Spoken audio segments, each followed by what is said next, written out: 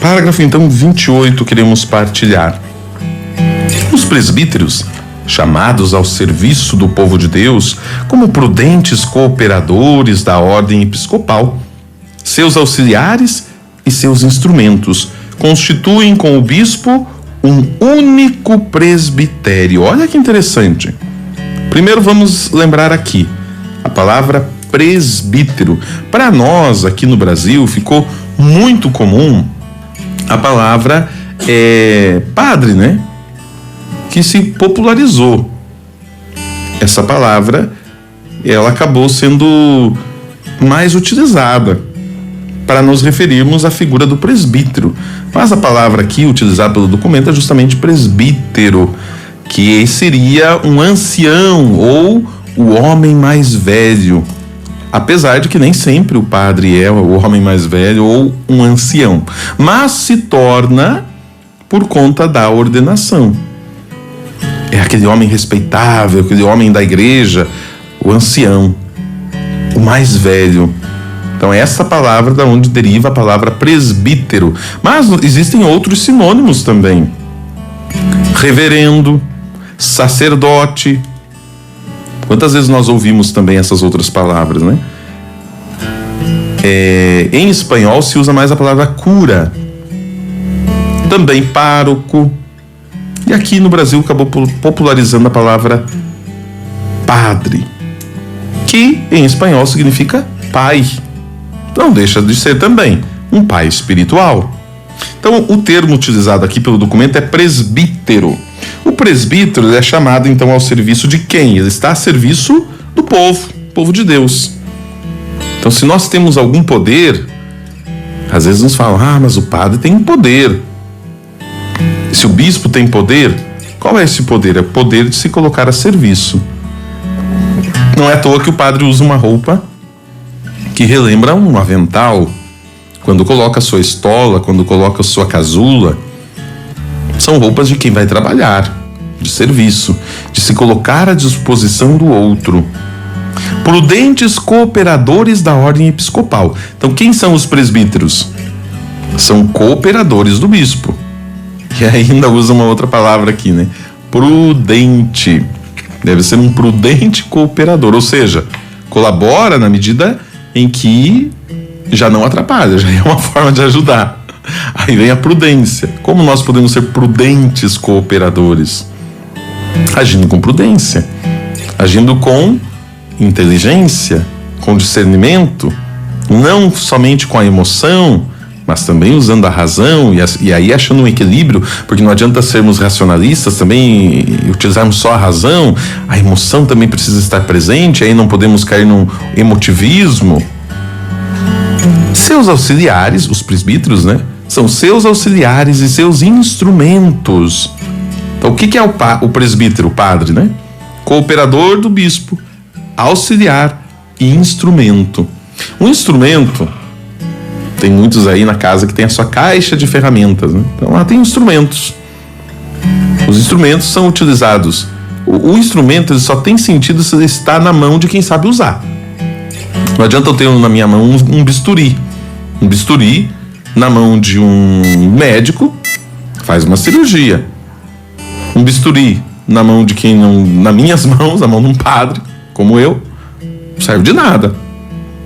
Nas mãos do médico pode salvar uma vida, nas minhas mãos pode tirar uma vida, mas então os instrumentos eles estão à disposição de alguém que saiba usar. Quem é esse alguém? O bispo. E aí, continua a palavra dizendo, eles constituem com o bispo um único presbitério. Veja, então ser bispo, ou melhor, ser padre, é estar unido ao bispo e se colocar como um único presbitério, ou seja, todos caminham juntos, todos deveriam caminhar juntos, ou um corpo sacerdotal. Olha que a palavra teológica ela mais a fundo ainda. Não é só o presbitério, mas é um corpo sacerdotal, embora diversificado pelas funções.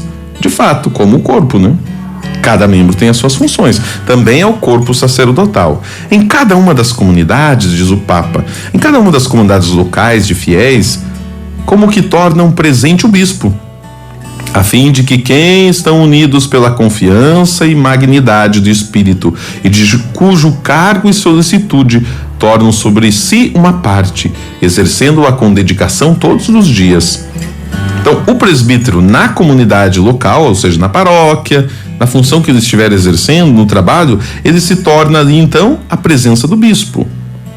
Já que o bispo não consegue, não pode, não tem como estar em todos os locais, o presbítero ou o padre, nesse sentido, é que faz a sua vez. E ali, então, se torna a presença do bispo na comunidade, naquele encargo que ele está realizando todos os dias.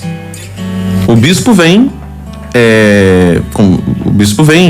uma vez ou outra que ele consegue estar nas paróquias, quando tem crisma, quando tem a posse do novo padre, na visita pastoral. Então existem ocasiões onde o bispo se faz presente nas comunidades, mas ele não tem como estar presente todos os dias, toda semana. Então quem está lá presente todos os dias é o presbítero. Sob a autoridade do bispo, diz o Papa, santificam e dirigem a porção da grei do Senhor que lhes foi confiada. Tornam visível neste lugar, a Igreja Universal e dão o seu contributo eficaz para a edificação de todo o corpo de Cristo. Olha qual é a função então do padre. Ele primeiro está sob a autoridade do bispo. O bispo está sobre ele, santificando, dirigindo este povo de Deus. E ele é a igreja visível. Olha a responsabilidade do sacerdote. Vamos imaginar, né? Que aonde o padre está, ele está ali tornando visível a igreja. Por isso é uma responsabilidade muito grande. Por isso nós devemos rezar muito por nós sacerdotes. Todos devem rezar muito pelos sacerdotes. Que essa presença ajuda na edificação de todo o corpo de Cristo, diz aqui ainda o Papa. Vamos mais à frente. Interessados sempre no bem dos filhos de Deus. O presbítero, o padre, precisa estar interessado, acima de tudo, no bem dos filhos de Deus.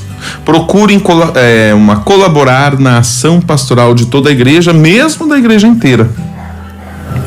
Então, por meio da sua ação, aonde ele está? Ah, mas eu sou padre de uma pequena comunidade lá no interior do interior. Você lá é a voz da igreja, é a presença da igreja. Faça a sua função da forma em que a igreja ali esteja totalmente ela presente, pela sua pessoa, em comunhão com a igreja. Então o Papa propõe uma caminhada para a igreja. O padre, por menor que seja a comunidade, por mais afastado, por mais retirado, vai estar em comunhão com o Papa. O bispo propõe uma atividade para a igreja, precisa estar em sintonia também aquele padre mesmo lá mais afastadinho. Mercê desta participação no sacerdócio e na missão, os presbíteros reconheçam o bispo como seu verdadeiro pai e obedeçam-lhe com respeito. Então é necessário a nós padres, presbíteros, reconhecer no bispo um pai e de obedecer e de ser respeitoso. Inclusive existe no rito da ordenação, no rito da ordenação sacerdotal, existe um trecho em que o padre ele promete obediência ao bispo. Lembra desse trecho? O bispo pergunta para o padre: prometes obedecer a mim e aos meus sucessores? E aí então o padre responde: prometo. Então, obediência ao bispo, que no momento faz a ordenação, e aqueles outros que depois o sucederão. O bispo, por seu lado, considera os sacerdotes seus colaboradores. Bom, até aqui nós falávamos assim, olha, como os presbíteros devem ver a sua relação com o bispo. Agora, ao contrário, como o bispo também deve levar em conta. O bispo, por seu lado, considera os sacerdotes, seus colaboradores, como filhos e amigos. Então, se o bispo é para os padres, ele é pai, também deve o ser. Se o padre precisa considerar o bispo como seu pai, também o bispo precisa considerar os padres como seus filhos. Como fez Cristo, que aos discípulos não chamou de servo, mas de amigos. Em virtude do sacerdócio, da ordem, do ministério, todos os sacerdotes diocesanos todos os sacerdotes, quer diocesanos ou quer religiosos, não só os diocesanos, mas também os religiosos, estão unidos ao corpo episcopal e trabalham para o bem de toda a igreja, segundo a vocação e a graça de cada um.